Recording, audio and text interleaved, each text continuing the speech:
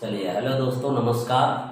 आज मैं आप सभी लोगों को अपने कुछ मेडिसिन के बारे में जानकारी देने वाला हूं। जो आज किस तरीके से अपने भारत में तरह तरह की बीमारी हो रही है और किस तरीके से हमको इस बीमारी की इलाज करनी है।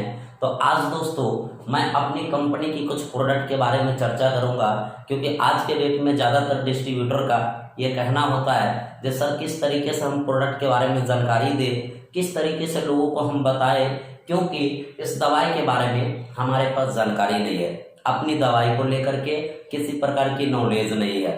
तो दोस्तों आज मैं आपको अपनी कुछ मेडिसिन के बारे में जानकारी दूंगा कि किस तरह की आज के डेट में बीमारी होता है हम सब के गांव समाज में, और उस बीमारी का इलाज कैसे करनी है। क्योंकि दोस्तों आज अगर हम सब देखें तो अपने भारत में दो परेशानी सबसे ज़्यादा है। पहला बीमारी और दूसरा बेरोजगारी। अगर बीमारी की बात करें दोस्तों तो आज से तकरीबन अगर 60 साल पहले चले तो ऐसी किसी प्रकार की कोई बीमारी नहीं होती थी, लेकिन आज के डेट में अगर देखा जाए तो हर घर में 2 से 4 लोग 5 लोग हर घर में बीमार होते हैं। पता चलता है आज के डेट में अगर आप 400 लोगों को 500 लोगों को एक जगह इकट्ठा कीजिए और पता चलेगा, जब उसको एक्सरे करवाइए या अल्ट्रासाउंड करवाइए तो पता चलेगा कि उसमें से कम अगर 500 लोग बैठा है तो 400 लोग आपको बीमार दिखेंगे। 400 लोगों के अंदर कोई न कोई बीमारी दिखेंगे। किसी के अंदर गैस की प्रॉब्लम, किसी के अंदर बवासीर की प्रॉब्लम, किसी के अंदर लिकोरिया की प्रॉब्लम, किसी के अंदर धात की प्रॉब्लम, किसी के अंदर पता चलेगा जो कमजोरी है, किसी को पता चलेगा जो चर्म रोग की प्रॉब्लम है, किसी को पता चलेगा कोई और परेशानी है। यानी कि तरह तरह की बीमारी जो है आज के डेट में सुनने को मिलता है। आज हम जानेंगे जी ये बीमारी शुरू कहाँ से हुई और आज ये बीमारी इतना भारत में फैला कैसे। तो दोस्तों आज से कुछ साल पहले की बात करता हूँ। सन 1947 में अपना देश आजाद हुआ। आजाद होने के बाद अपने भारत में पहली परेशानी सन 1960 में आई थी, और 1960 में जो परेशानी आई थी दोस्तों वो थी भूखमरी की। जब भूखमरी की परेशानी जब अपने भारत में आया तो उस समय हुआ क्या, जब अपने देश के जो वासी थे वो काफी परेशान थे। क्यों? क्योंकि अपने देश में भूखमरी आया था। जिस तरीके की अपने देश की जनसंख्या थी उस तरीके की पैदावार भारत में नहीं होता था, जिसके वजह से भारत में भूखमरी आया। उस समय क्या हुआ, जब अपने देश के जो प्रधानमंत्री थे पंडित जवाहरलाल नेहरू, उन्होंने क्या किया, विदेशों से अनाज मंगाना शुरू किया। भारत की वासी को लगने लगा हमारे देश तो आज़ाद हो चुकी है, लेकिन आज भी हमारा देश गुलाम है, क्योंकि आज भी विदेश पे ही निर्भर है। तब उन्होंने क्या किया दोस्तों, जो अपने देश के प्रधानमंत्री थे वो एक साइंटिस्ट से संपर्क किया जो अमेरिका के वासी थे, और उनको अपने देश की परिस्थिति के बारे में बताया। उन्होंने क्या किया, वे आने के बाद एक लैब तैयार किया और उस लैब के अंदर 4 प्रोडक्ट बनाए थे। पहला बनाए थे दोस्तों सिंचाई की साधन,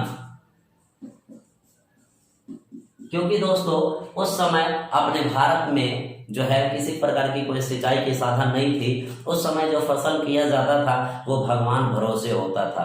उन्होंने एक लैब तैयार किया, पहला सिंचाई के साधन बनाया, दूसरा बनाया उन्होंने संकर बीज,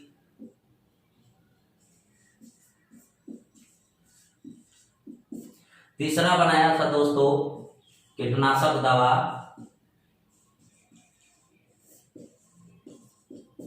चौथा बनाया था दोस्तों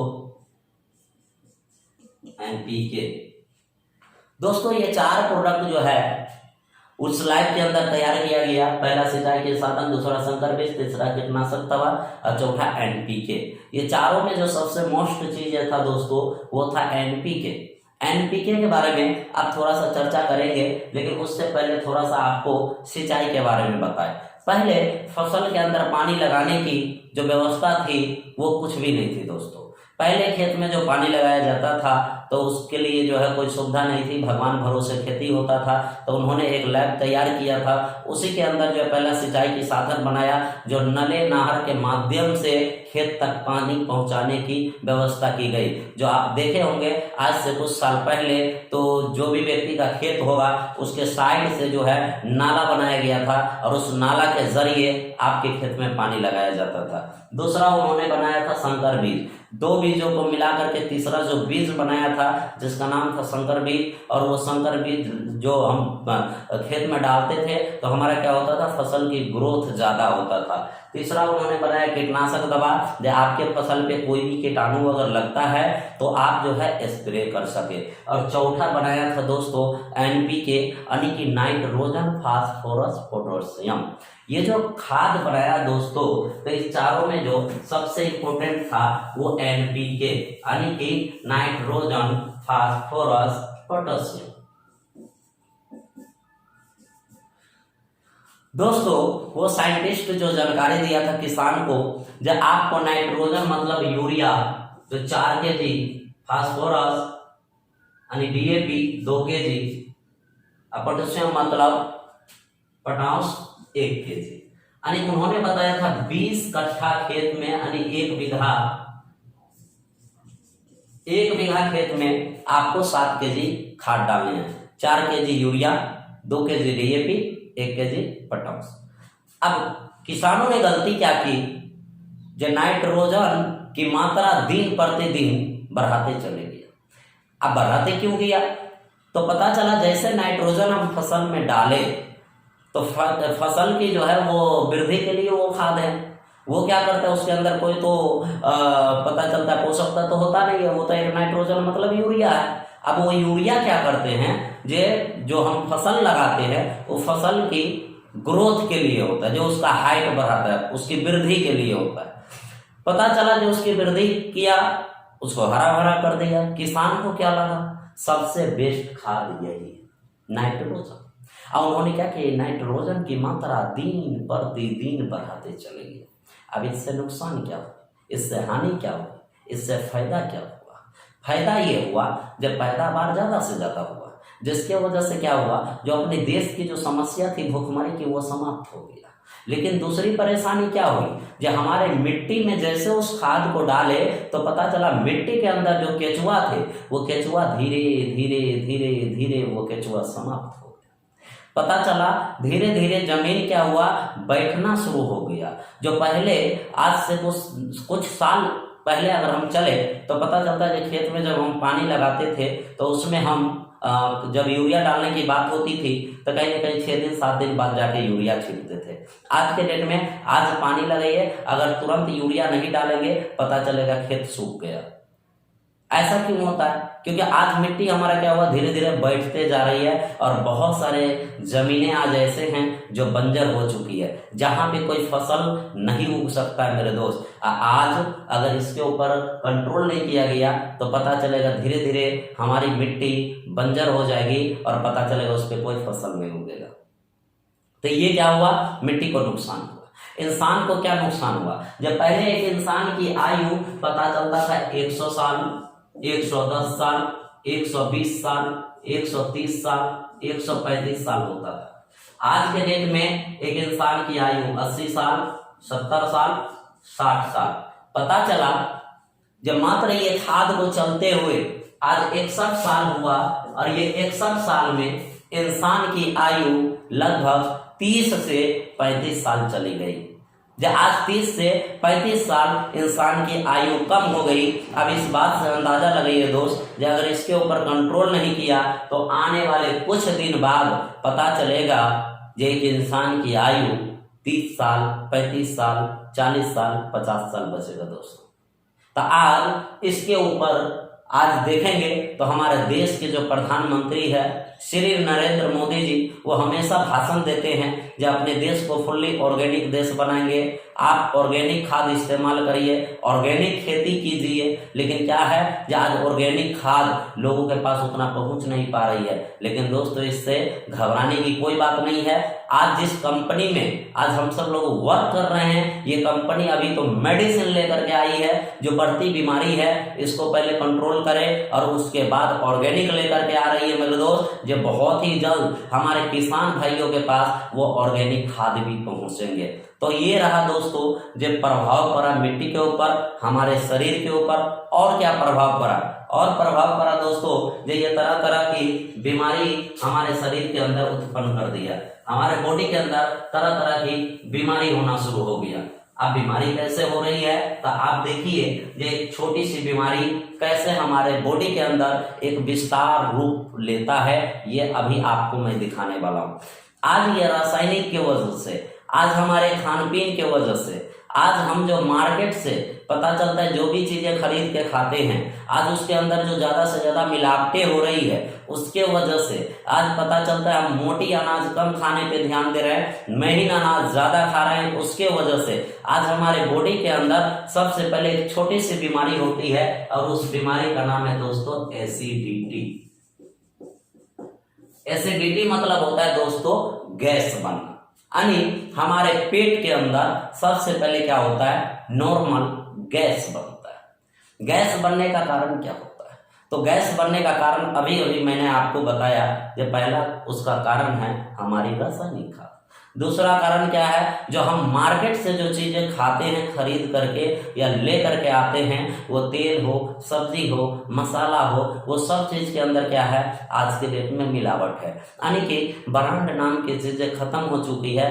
ये बात भली भांति आप जानते हैं। तीसरा कारण क्या है, जब हम जो है मार्केट से आज जो है मोटी अनाज कम और महीन अनाज ज्यादा खाते हैं। महीन अनाज मतलब तो पता चलता है आज के डेट में लिट्टी हो गया, बर्गर हो गया, पिज्जा हो गया, चाउमीन हो गया, चाट हो गया। आज ये सब चीजें खाने पे हम ज्यादा से ज्यादा ध्यान दे रहे हैं, आज जिसके वजह से हमारे पेट के अंदर पहली प्रॉब्लम होती है जो गैस बनना शुरू होता है। गैस बनना शुरू होता है तो हम क्या करते हैं, जा करके कोई चूरन लेते हैं, पता चलता है कोई एसिलॉक लेते हैं या और सारे जो है अंग्रेजी मेडिसिन है जो हम लेकर के आते हैं, खाते हैं और पता चलता है जब वो 2 दिन 4 दिन 5 दिन सही रहता है और फिर से बॉडी के अंदर गैस बनना शुरू हो जाता है। पता चलता है दोस्तों ये अंग्रेजी मेडिसिन हमारा एक बीमारी तो सही नहीं करता है और तुरंत बॉडी के अंदर दूसरा बीमारी जन्म दे देता है और उस बीमारी का नाम होता है दोस्तों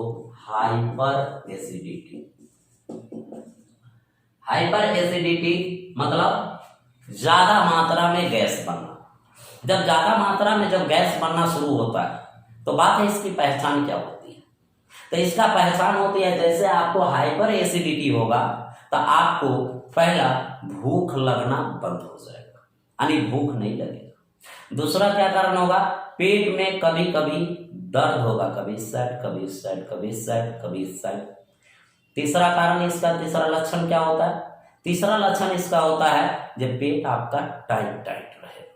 अगर पेट टाइट टाइट है, भूख नहीं लग रहा है, पेट में कभी कभी दर्द हो रही है तो आप समझ जाइए कि आपको हाइपर एसिडिटी है, यानी कि ज्यादा मात्रा में आपको गैस बनता है। जब पेट में दर्द होता है फिर क्या करते हैं, जाते हैं कोई पेट दर्द की मेडिसिन लेते हैं, वो क्या करता है फिर कुछ हमको चूरन भी देते हैं, पता चलता है एसिलॉक देते हैं, 3-4 दवाई मिला करके 50-60 रुपये 100 रुपये की देते हैं, लेकर के आते हैं, खाते हैं और पता चलता है फिर 2-4-5 दिन हमारी तबीयत बहुत अच्छी रहती है और उसके बाद फिर वही प्रॉब्लम शुरू हो जाती है, फिर से वही प्रॉब्लम होती है। अब पता चलता है दोस्तों लगातार जब हम ये मेडिसिन इस्तेमाल करते हैं अंग्रेजी, तो हमारा तो ये तो प्रॉब्लम सही हुआ नहीं, क्योंकि अंग्रेजी मेडिसिन ये बीमारी को क्या करता है, वो कंट्रोल करता है, वो खत्म नहीं करता है। अब ये कंट्रोल कर दिया तो क्या होगा, कुछ दिन बाद फिर से ये चालू हो जाएगा और पता चलता है ये दूसरी प्रॉब्लम तो सही नहीं हुआ और तुरंत तीसरी प्रॉब्लम इंसान को शुरू हो जाती है, कब्जियत।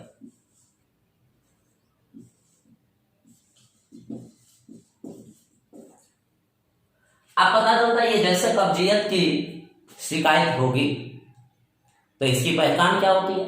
तो कब्जियत की पहचान होता है मेरे दोस्त, पहली नंबर वो खाना खाएगा 2 टाइम 3 टाइम, और जब लेटरिन की बात आएगी तो मुश्किल से वो 1 टाइम लेटरिन जाएगा। 1 टाइम लेटरिन जाएगा, वो भी पता चलेगा उसकी लेटरिन टाइट टाइट हो रही है, पता चलेगा उसकी लेटरिन के अंदर बदबू होती है। लेटरिन जब होगा तो पता चलेगा थोड़ा सा लेटरिन होगा, पता चलेगा उसको लगेगा जो लेटरिन बहुत ज़्यादा लगी हुई है, और जैसे वो बाथरूम में जाएगा तो थोड़ा सा लेटरिन होगा, पता चलेगा जो वो 30 मिनट 35 मिनट 40 मिनट बैठे रहेंगे लेकिन पूरे तरीके से फ्रेश नहीं हो पाते, तो समझ जाइए उसको कब्जियत की शिकायत है।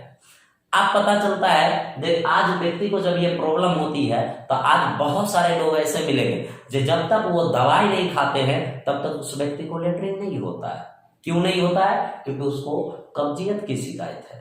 अब पता चलता है कि ये यही नहीं रुकता मेरे दोस्त, अगर यहाँ भी अगर ट्रीटमेंट अगर सही से ना किया जाए तो यहाँ से बीमारी की 2 रूट पकड़ता है, क्योंकि आपको पता है जो दुनिया में 2 तरह के लोग हैं, एक है पुरुष, एक है महिला। अब यहाँ से क्या होता है जो 90% पुरुष को अलग बीमारी होता है और 90% महिलाओं को अलग बीमारी होता है।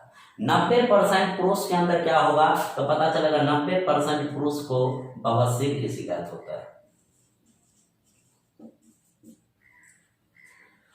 और 90% महिलाओं को बवासीर की शिकायत नहीं होती है। ये क्यों नहीं होती है, ये आगे चर्चा की विषय है और आगे हम इसके ऊपर चर्चा करेंगे। तो सबसे पहले जानते हैं बवासीर। जब बवासीर होगा तो बवासीर 2 तरह के होता है, एक होता है खूनी बवासीर, एक होता है बादी बवासीर। और खूनी बवासीर होगा तो इसका पहचान क्या होता है? इसका पहचान होता है जो उसकी लेटरिन के द्वार से ऑटोमेटिक ब्लीडिंग शुरू हो जाता है। अगर बादी बवासीर होगा तो पता चलेगा उसकी लेटरिन के द्वार पे एक मासा टाइप का आ जाता है और उसमें से पीत टाइप का बहना शुरू हो जाता है और बहुत दर्द करता है। अगर ये है तो समझिए उसको बादी बवासीर है। ये दोनों में से कोई सा भी बवासीर हो उस व्यक्ति को दर्द काफी होता है। आप पता चलेगा जब इस कंडीशन में वो कोई डॉक्टर के पास पहुंचते हैं तो वो डॉक्टर सलाह क्या देगा, जब अब आपको करना पड़ेगा ऑपरेशन। ऑपरेशन का मतलब कम से कम 15 से 20 हजार रुपये की खर्चा, 3 महीने का बेड रेस्ट, उसके बावजूद भी ये गारंटी नहीं होता जब वो जड़ से समाप्त हो जाएगी जो दोबारा वो बवासीर नहीं होगा। आप जरा सोच करके देखिए दोस्त, एक छोटी सी बीमारी एसिडिटी और कहाँ लेकर के आ गया, बवासीर पे लेकर के आ गया उस बंदे को। अब महिलाओं के अंदर क्या होती है तो सबसे पहले जानते हैं कि ये 90% महिलाओं को बवासीर क्यों नहीं होता। ये 90% महिलाओं को बवासीर इसलिए नहीं होता मेरे दोस्त क्योंकि इसको एक प्राकृतिक देन है जिसको हम मानसिक धर्म यानी कि महीना बोलते हैं, जो उसको एक महीना आते हैं। महीना आते तो क्या होता है उसको ब्लीडिंग होता है, और जब ब्लीडिंग होता है मेरे दोस्त तो क्या होता है कुछ जो कचरे होते हैं उसके ब्लीडिंग के माध्यम से बाहर हो जाता है और जिसके वजह से इसको बवासीर नहीं होता है। और इसको प्रॉब्लम होती है क्या, तो इसको प्रॉब्लम होती है जो महीना आता है वो महीना में उलटफेर शुरू होता है। अब महीना में उलटफेर कैसे शुरू होता है, जैसे महीना आना रहेगा 10 को तो ये महीना आएगा 20 को, महीना आना रहेगा 20 को पता चलेगा आ जाएगा 10 को। अगर महीना 10 को आना था, अगर महीना 20 को आएगा तब क्या होगा, ब्लीडिंग ज्यादा होगा। अगर महीना आना था 20 को, अगर आ गया 10 को तो क्या होगा, ब्लीडिंग कम होता है। अब ये ब्लीडिंग कम होगा तो भी दिक्कत है और ज्यादा होगा तो भी मेरे दोस्त दिक्कत है। तो आज के डेट में ये परेशानी देखेंगे ज्यादातर महिला को होता है। और जब यहाँ वो ट्रीटमेंट नहीं करता है, अगर यहाँ ध्यान नहीं देता है तो अगली प्रॉब्लम इसको क्या होता है, तो अगली प्रॉब्लम होता है जो तुरंत ये महिला पता चलेगा कि ये धात की शिकायत इसको शुरू हो जाती है, ये धात की शिकार हो जाती है, इसको लिकोरिया की शिकायत हो जाती है। और जैसे लिकोरिया होगा धात गिरना शुरू हो जाएगा, तब क्या होता है आप देखिए उसको, जैसे धात गिरना शुरू होगा फिर ये पहुंचेंगे कोई महिला स्पेशलिस्ट डॉक्टर के पास। अब वो डॉक्टर क्या सलाह देंगे, इसको करना पड़ेगा ऑपरेशन, इसके लिए 15,000 20,000 30,000 की खर्चा, 3 महीने का बेड रेस्ट, उसके बावजूद भी गारंटी नहीं है कि इस महिला के जो धात की शिकायत है वो सही होगा या नहीं होगा। अब पता चलता है ये धात की पहचान क्या होती है। तो पहचान ये होती है दोस्त, जो ऑटोमेटिक उसको योनि से सफेद सफेद बदबूदार पानी निकलना शुरू हो जाता है और उसको बदबू भी देता है, दर्द भी करता है। ये उसकी पहचान होता है। जिस महिला को ये प्रॉब्लम हो जाती है मेरे दोस्त, धीरे धीरे देखिएगा तो उसका पता चलेगा बॉडी में एक से एक तरह तरह की बीमारी यहाँ से और भी शुरू होती है। वो क्या क्या होती है आगे हम चर्चा करते हैं इसके ऊपर। जब अगर इसके ऊपर अगर वो ध्यान नहीं देते हैं, धात की शिकायत हो जाती है, जैसे धात की शिकायत होती है उसके बाद और प्रॉब्लम क्या होता है, और प्रॉब्लम होता है कि यहाँ से उसको बच्चा ठहरना बंद हो जाता है। यहाँ से पता चलता है उसको सेक्सुअल प्रॉब्लम भी शुरू हो जाती है। पता चलता है धात गिरने की वजह से उसको जो है खाना पीना भी उस तरीके की नहीं हो पाती है, खाना पीना भी जो है कम खाते हैं, भूख की कमी हो जाती है और पता चलता है धीरे धीरे उसका बॉडी लो होना शुरू हो जाता है, यानी बॉडी के अंदर कमजोरी आना शुरू हो जाता है। और दोस्तों जब ये कब्जियत की शिकायत होती है, यहाँ से और बीमारी जो है क्रिएट होता है। और बीमारी क्या क्या क्रिएट होता है इसके विषय में थोड़ा सा चर्चा करते हैं। जब आपको कब्ज की शिकायत होगी तो यहाँ से आप जो है पानी की मात्रा कम होगा आपका, यानी कि प्यास कम लगेगा, पानी कम पिएंगे और पानी कम पिएंगे जिसकी वजह से क्या होगा बॉडी में पानी की मात्रा कम होगी। हमारे बॉडी के जो बनावटी है उसमें 70% पानी की योगदान है। अब ये 70% जो पानी की योगदान है, और जब पानी की कमी होगी तब क्या होगा, पानी की कमी जैसे होगी तो पता चलेगा कि आपको यहाँ से पेट में स्टोन बनना शुरू हो जाएगा। पेट में स्टोन बनना शुरू हो जाएगा, किडनी पे प्रभाव पड़ेगी, फेफड़ा में भी प्रभाव पड़ेगी और पता चलेगा जो यहाँ से आपका लीवर भी डैमेज होता है, लीवर के अंदर सूजन भी हो जाता है। इस तरह की तमाम बीमारी जो है बॉडी के अंदर क्रिएट होती है मेरे दोस्त, और पता चलता है जो वो इंसान के पास एक नहीं बल्कि 5-5-7 बीमारी हो जाता है और इंसान को ऊपर से नहीं दिखाई देता है लेकिन अंदर वो बीमारी होता है, अंदर वो बीमारी होता है मेरे दोस्त। तो ये रही एक बीमारी की पार्ट, ये एक छोटी सी बीमारी यहाँ से शुरू होती है और किस तरीके से हमारे बॉडी में फैलती है, ये अभी मैंने आपको बीमारी के बारे में बताया।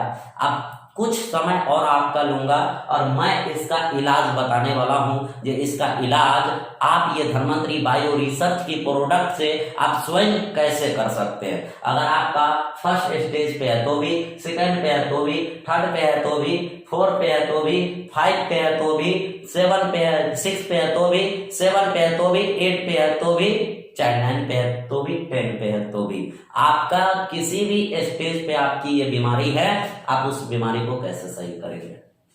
तो चलिए अब बात करते हैं इस बीमारी को इलाज कैसे किया जाएगा, ये बीमारी को खत्म कैसे किया जाएगा। तो अगर किसी व्यक्ति को अगर गैस की प्रॉब्लम है, यानी कि फर्स्ट स्टेज पे उसकी बीमारी है, तो उसके लिए अपने पास 2 प्रोडक्ट है, एक है एसिनो सिरप और दूसरा है लिवोन सिरप, जो सामने देख सकते हैं। ये 100 ml की है और ये आपका 200 ml की है। इसका MRP जो प्राइस है, जो कीमत है इसकी 110 रुपया और इसकी जो कीमत है 180 रुपया। ये एक फाइल लगता है और ये आपका 2 लगेगा, यानी कि आपको इसको पिलाना कैसे है, तो खाना खाने के बाद 2 ढक्कन एसिनो सिरप और 2 ढक्कन लिवोन सिरप खाना खाने के 30 मिनट बाद आप उसको दे सकते हैं। ये 2-2 ढक्कन उसको पिला देंगे, बीच में 10 मिनट की अंतराल होनी चाहिए। 10 मिनट जैसे ये पिला दिया आधा घंटा बाद, फिर 10 मिनट बाद जो है आपको 2 ढक्कन इसमें से पिला देनी है। जिसको ये गैस की शिकायत होगी उसकी गैस समाप्त हो जाएगी। ये जो है गैस को खत्म करेगा।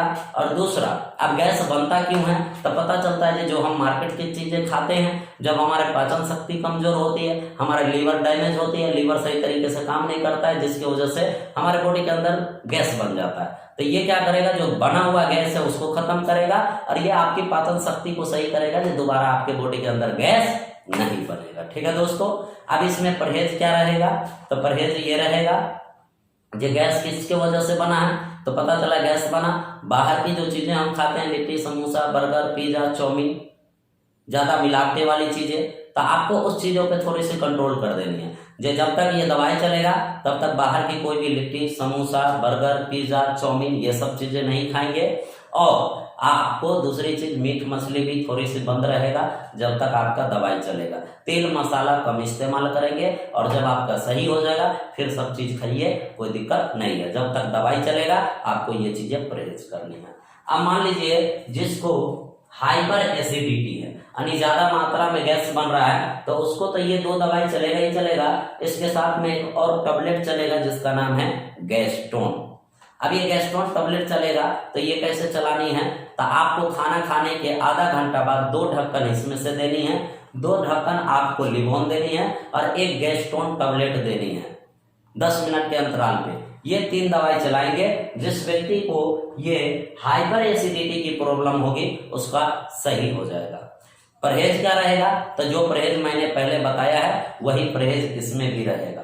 बस यहाँ पे ध्यान ये देना है, जब अगर मान लीजिए उसको गैस की प्रॉब्लम है या हाइपर एसिडिटी है, अगर दोनों में से कोई सा भी है चाहे आगे भी, तो आपको अगर उसमें आयु देखना, अगर इंसान की आयु अगर 5 साल से 14 साल तक है तो उसको 1 ढक्कन देना है, और अगर उसका 14 साल से ऊपर है तो उस व्यक्ति को 2 ढक्कन देना है। ज्यादा प्रॉब्लम होगी तो 2 टाइम को, जो 2 टाइम चलना है वो 2 टाइम को हटा के उसको 3 टाइम कर देंगे, सुबह दोपहर और शाम 3 टाइम दवाई चला देंगे। अगर ज्यादा प्रॉब्लम है तो, नहीं तो 2 टाइम ही पिलानी है। और जिसकी उम्र अगर 5-14 के बीच में है तो उसको आपको 2 ढक्कन एसिनो, 2 ढक्कन लिवोन और एक ही टैबलेट आपको शाम को या सुबह को देनी है। क्लियर हो पाए? अब आगे चलते हैं। आगे अगर किसी को तीसरा स्टेज आ चुकी है, कब्जियत की शिकायत है, तो उसको क्या करना है? जो अपने पास जो ये गैस्ट्रोन था इसको हटा देना है और यहाँ पे ऐड कर देना है आपको त्रिफला टैबलेट, यानी कि इसको चलेगा लिवोन एसिनो और साथ में त्रिफला टैबलेट, ये 3 दवाई चलेगा। अब इसको चलाना कैसे है? तो इसको चलाने के लिए क्या करना है? ये जो एसिनो है, ये एसिनो को क्या करेंगे? उसको देंगे खाली पेट। खाली पेट 2 ढक्कन देंगे। खाना खाने के बाद 2 ढक्कन लिवोन और 1 त्रिफला टैबलेट सुबह में और 1 शाम में कर देंगे। जिसको कब्जियत की शिकायत होगी उसकी सही हो जाएगा। आयु देखेंगे अगर 14 के बीच में है, 5-14 के बीच में, तो 1 ढक्कन एसिनो 1 ढक्कन लिवोन और 1 ही त्रिफला टैबलेट देना, या तो सुबह में देनी है या शाम में देनी है। इस तरीके से जिसको अगर कब्ज की शिकायत है तो उसकी इलाज आप कर सकते हैं। जिस व्यक्ति को अगर बवासीर की शिकायत हो चुकी है, बवासीर है खूनी या बादी, अगर दोनों में से कोई सी बवासीर है तो ये दवाई हट जाएगा। उसको यहाँ पे चलेगा पिलोनिल सिरप, इसके साथ में चलेगा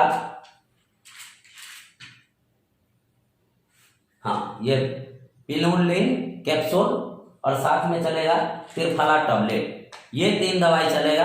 अब ये कैसे चलेगा इसको थोड़ा सा जानते हैं। ये जो पिलोनिल सिरप है इसको सुबह में क्या करना है? खाली पेट आपको 2 ढक्कन देना है।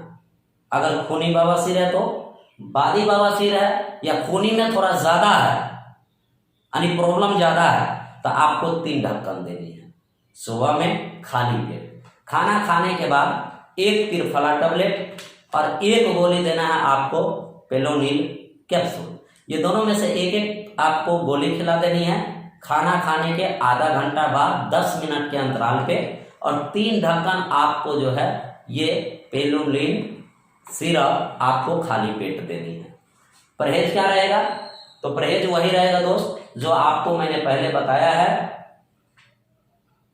बाहर की litti samosa burger pizza chow mein नहीं चलेगा। दूसरी बात, मसालेदार सब्जी नहीं चलेगा। तीसरा, मीट मछली नहीं चलेगा।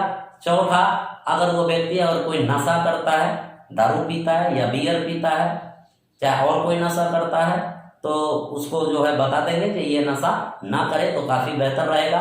और दारू बियर है तो वो तो बिल्कुल नहीं करेंगे, क्योंकि वो अगर बंद नहीं करेंगे तो उसकी ये तबीयत सही नहीं होगी, उसकी बवासीर खत्म नहीं होगा। तो बवासीर के इलाज में ये परहेज जो है ये बहुत इंपॉर्टेंट है, और ये जब तक परहेज नहीं करेंगे तब तक उसकी बीमारी समाप्त नहीं होगी। ये रहा दोस्तों बवासीर की।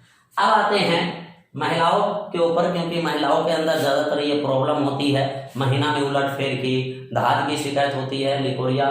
तो अगर इस टाइप की अगर महिलाओं के अंदर प्रॉब्लम है तो महिलाओं के लिए अपने पास है लिकोनी सिरप, इसके साथ में आपको चलाना है एसिनो सिरप। अगर कोई भी महिला है उसको आप ये 2 दवाई दे सकते हैं और उसकी जो ये प्रॉब्लम होगी वो सही हो जाएगा। 2 ढक्कन आपको देना है एसिनो खाना खाने के बाद, और 2 ढक्कन देना है आपको लिकोनी, ये भी खाना खाने के बाद। खाना खाने के आधा घंटा बाद जो है 2 ढक्कन इसमें से देंगे, 2 ढक्कन इसमें से देंगे, 10 मिनट का गैप कर देंगे। अगर किसी को भी ये तीनों में से कोई भी प्रॉब्लम है उसका सही हो जाएगा। उस महिला से एक चीज और जानना है, जो उस महिला को भूख लग रही है या नहीं। अगर भूख नहीं लग रही होगी तो इसके साथ आपको लिगोन भी ऐड करना है। जैसे लिगोन ऐड करेंगे तो उसको जो दवाई पिलाने की प्रक्रिया है वो बदल जाएगी। एसिनो उसको कर देंगे खाली पेट, और ये 2 दवाई चलेगा खाना खाने के बाद। तो खाना खाने के आधा घंटा बाद 2 ढक्कन लिकोनी, 2 ढक्कन लिगोन देंगे, और खाना खाने से पहले उसको जो है 2 ढक्कन आपको एसिनो सिरप दे दिए। दूसरी बात और देखना है कि अगर उस महिला के अंदर कमजोरी तो नहीं है। अगर उसके अंदर कमजोरी होगी तो एक सिरप और इसके साथ ऐड हो जाएगा, जिस सिरप का नाम है हर्बो प्लस। ये मल्टी विटामिन सिरप है जो बॉडी में जिसको कमजोरी होगी उसको सही कर देगा।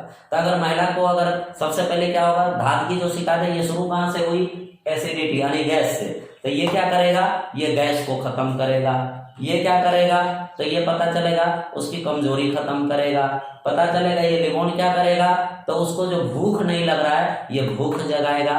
और ये लिकोनी क्या करेगा, ये धात के ऊपर काम करेगा। जो उसको धात की शिकायत होगी या महीना में जो उलटफेर होगी उसके ऊपर ये काम करेगा। तो अब ये चारों दवाई को कैसे चलाना होगा, तो फिर आपको क्या करना है, ये एसिनो और ये लिगोन ये दोनों को कर देना है खाली पेट 2-2 ढक्कन। और उसके बाद खाना खाने के बाद कर देना है आपको ये हर्बो प्लस सिरप और ये लिकोनी सिरप। ये 2 जो है आप खाना खाने के बाद कर देंगे। परहेज क्या रहेगा, तो परहेज रहेगा इसमें पहली चीज जो बाहर की जो भी चीजें है वो तो नहीं खाएंगे। दूसरी बात तेल मसाला कम खाएंगे। तीसरी बात मीट मछली बिल्कुल बंद रहेंगे जब तक ये दवाई चलेगी। अगर उस महिला के अंदर और भी प्रॉब्लम है, तो अगर सेक्सुअल प्रॉब्लम है तो ये दवाई जब खत्म हो जाएगी, जब उसकी धात की शिकायत जब खत्म हो जाएगी, उसके बाद उसकी एक टैबलेट आते हैं मैक्स फी टैबलेट, वो आप चला देंगे, उसकी वो भी समस्या समाप्त हो जाएगी। ठीक है दोस्तों, तो ये रहेगी परहेज, ये रही इस्तेमाल करवाने की तरीका। तो आप इस तरीके से इसको इस्तेमाल करवा सकते हैं।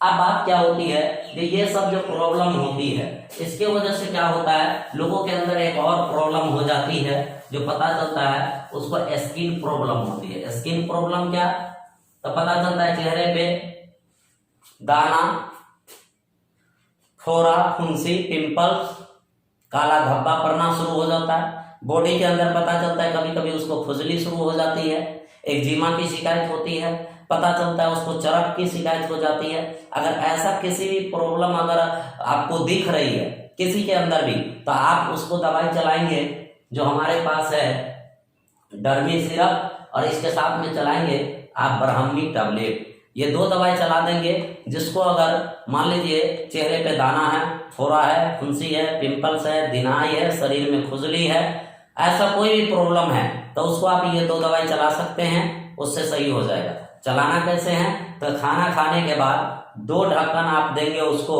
डर्मी सिरप, और खाना खाने के बाद 1 टैबलेट इसमें से आधा घंटा बाद। परहेज क्या रहेगा इसमें, तो उसको जो है खट्टा मीठा मना रहेगा, खट्टा मीठा नहीं खानी है जब तक ये दवाई चलेगा। उसकी अगर ये प्रॉब्लम होगी तो वो सही हो जाएगा। ठीक है मेरे दोस्तों, तो ये रही दोस्तों, जिसको भी स्किन के संबंधित या चमड़ी के संबंधित जो समस्याएं होती है तो उसको आप ये दवाई चला सकते हैं, और वो व्यक्ति का 101% रिजल्ट मिलेगा, और ये दवाई से उसकी वो प्रॉब्लम सही हो जाएगा। मान लीजिए किसी व्यक्ति को आज मौसम जिस तरीके से आप देख रहे हैं बदल रहे हैं, और आज तरह तरह की जो है परेशानी लोगों के अंदर हो रही है, तो जिसको अगर खांसी जुकाम की शिकायत है, पता चलता है उसको खांसी जुकाम हो रही है, तो उसको क्या करना है, अपने पास है कोफोपाइन सिरप, जिसको सिर्फ खांसी और जुकाम है, तो उसको क्या करेंगे, आधा गिलास सुसम पानी करनी है, 2 ढक्कन ये कोफोपाइन सिरप उसके अंदर डाल देनी है, उसके बाद उसको पिला देनी है। 3 टाइम पिला देंगे, 2 से 3 दिन होते होते उसकी खांसी जुकाम